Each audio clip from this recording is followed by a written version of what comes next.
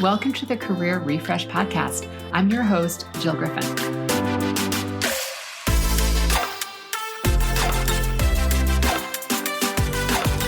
I'm a former media and marketing executive turned career strategist and executive coach.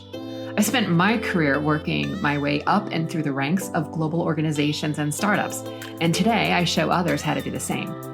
Join me each week as we discuss the strategies and actionable steps to leverage your strengths, increase your confidence, and develop your career well-being. Ready? Let's do it.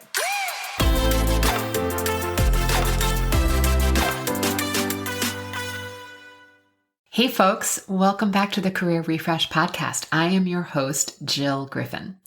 I hope you are having a great week. I know that I am. Last week, my article on how to fight ageism in the workplace during the interview process was published by Fast Company. And again, so many of you have been so kind and supportive of my work, and I appreciate you so much. And I gotta tell you, staying focused, creating content, and then seeing your work out there does not get old for me. I want to continue to find ways to help people find jobs, keep jobs, feel better at their jobs, and exceed their own expectations at their jobs. And I feel really fortunate that I get to do this work. So thank you for showing up. Thank you for listening. And I'm going to put the link to the article in my show notes. Today, I want to talk about disappointment. Yes, last week I had a big win. But like many of you, I'm human, I'm messy, and I continuously need to work consciously through disappointments as they pop up in my life. Recently, I was speaking with a client and they were expressing their feelings that back there was a previous professional experience that they ended up feeling really disappointed. And then they felt stuck in moving forward. So if you're wondering how others work through disappointment, it's typically because they evaluate what happened, they process it, and then they move on. But if you're someone who struggles to release the disappointment, that's also common. And we just need sometimes a little bit of help. And whether you're feeling disappointment because of an opportunity didn't take shape, or by someone else's actions or inactions, or even you're disappointed in yourself because of your own action or inaction, I'd offer that we can manage our disappointment when we begin to learn how to manage our mind. And as one of my mentors says, even a half-managed mind can create a heck of a lot of success for us. So one of the first things we need to look at is managing our expectations. And as I've heard been said many a times, expectations are future resentments. Some disappointments we can process quickly and they don't linger, and others take more time for us to process. And this can be confusing because once we have a desire or a desired expectation, there really are no experiences that are free of that disappointment. So we know that desire is normal, but we just have to set our expectations right-sized. When we expect results or performance outside of our own control, and the only thing that we can control is our thoughts and actions, then we're setting ourselves up for disappointment. Recently, I was disappointed in a business partner's behavior. In the processing of my disappointment, I had to get really clear on my thoughts and expectations that I had around the person, their services, and the exchange of ideas. When I finally realized that I was figuratively going to the hardware store for milk, I kind of had to laugh at myself. At the same time, I was still really disappointed in myself. While I was hoping that through continued dialogue and using the services and finding a middle ground, things were going to turn out differently, they didn't. And repeatedly, my expectations were not met. But again, when I got really clear, they never promised me what I was expecting. Meaning, it wasn't in writing, it wasn't in the contract. I had just made the assumption that because they were recommended to me and because I had seen them deliver this level of service and care to their other partners, I thought it was safe to assume that I would expect the same treatment and service. But I did not have that in writing. I just thought that I was going to receive everything that everybody else got because I was paying the same fee. But I didn't. Again, they didn't make me a promise. I had an expectation based on what I saw other people getting. And in the end, I kind of felt like I had a bad high school boyfriend.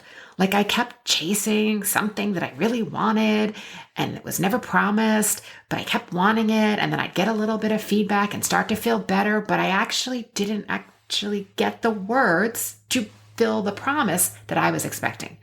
And it all felt so icky. I wanted to sage myself, and being back in that energy of feeling powerless like a high school student and wondering, how we can get someone to do something that they didn't say they were going to do. And it just felt gross.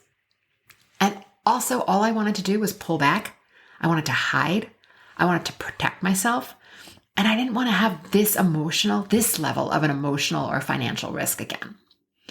And riffing off something that Adam Grant, the organizational psychologist, said recently, and these are, I'm changing the pronouns here, but your disappointment says that their actions failed to meet your standards.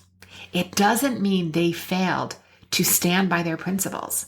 And that's really true in this situation. Again, it's totally normal and human that if I get a referral that I'm expecting the same level of treatment that someone else is getting.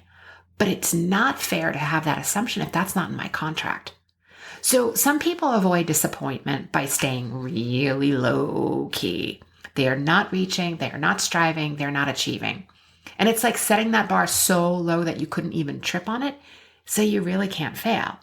But if you don't fail, you don't have to feel bad about yourself, and everything works out okay, right? Not true. Others are so afraid of rejection or humiliation that they keep their own expectations super low. They fear trying something new because, they want to avoid that gut-wrenching blow of experiencing imposter syndrome, or they feel like that if they tried something new, they're only going to fail. So again, they stay small, or they stay in indecision. And they don't stretch, they don't achieve, which keeps them safe from disappointment. But again, in the end, they have no win or no learning as a result, and they stay stuck. And still other people keep the buy so high. They rationalize their perfectionism. Perfectionism is usually an enormous fear of criticism, and it stops movement and growth. They want to make sure that they control all the outcomes, all the opinions, all the viewpoints, because they fear feedback, criticism, and disapproval. And they want to keep perfecting what they're doing, and therefore they never release, they never ship, they never complete the project, and you miss deadlines. So there's no win, there's no learning, there's no celebration. And again, it's another way of keeping yourself safe by avoiding disappointment. So what do we do? All right, here are a few tips that I have found really helpful myself personally, and my clients have shared with me they've also found helpful. The first is what I've said previously. Check your expectations. You have to separate story from fact. And often our thoughts are counterfactual to what is actually going on, and then we take action from them. Keeping to the facts, or in this case, my case, the contract, would have set me in a better position to have right-size expectations, meaning the expectations that were outlined in the contract. And I still may be disappointed, but at least I can move forward and find a solution from the facts. I'm probably not going to find resolution if I keep looking at my story and what I think should have happened.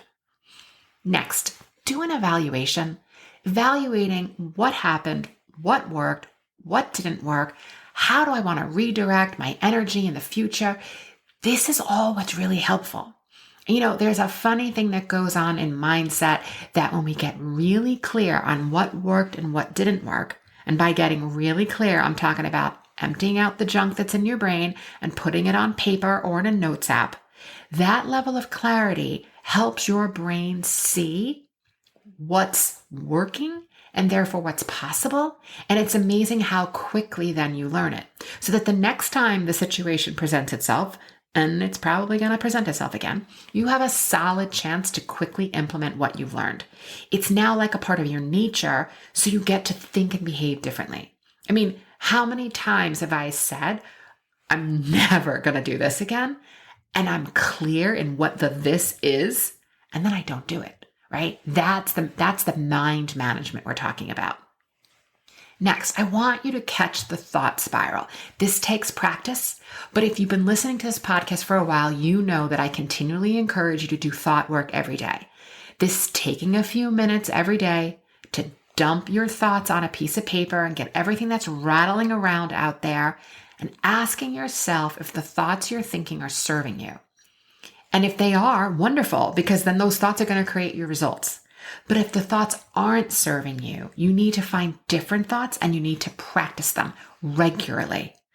You need to tell yourself a new story.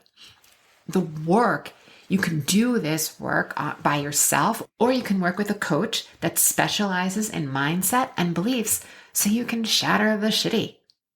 In that case, the shitty thinking. And then last, I'm just going to offer you to be really gentle and kind with yourself. Brene Brown says if we want to be able to move through the difficult disappointments, the hurt feelings, and the heartbreaks, we are inevitably going to fully live life. We can't equate defeat to being unworthy of love or belonging or joy, because if we do, we're never going to show up and try again. So I offer you, when you have a disappointment, think of a child, a person, a pet even, that you absolutely don't adore, that you would do anything for, and just treat yourself with the same level of kindness and grace, just for today, and then do it again tomorrow. All right, folks, let me know how you are working through your disappointments. Before I go, I want to ask you, who is helping you build a successful career? Do you have a plan? I'd be honored to help you. Check out the details in the show notes where you can schedule an appointment to see if either my private or group coaching is right for you. Okay, my friends, I appreciate you so much, and thanks for joining me this week. I'll see you next time. Hey, thanks for listening to the Career Refresh podcast. If you're enjoying this and you want more information, go to my website, jillgriffincoaching.com. There you can find information on how to work with me one-on-one, or my group programs, or even bring me into your workplace. I'll put the link to my website in the show notes. But hey, listen, before you go, do me a favor, rate and review this podcast, because it definitely helps me get the word out to people everywhere so that they can also thrive in the workplace. All right, friends, I appreciate you. I'll see you soon.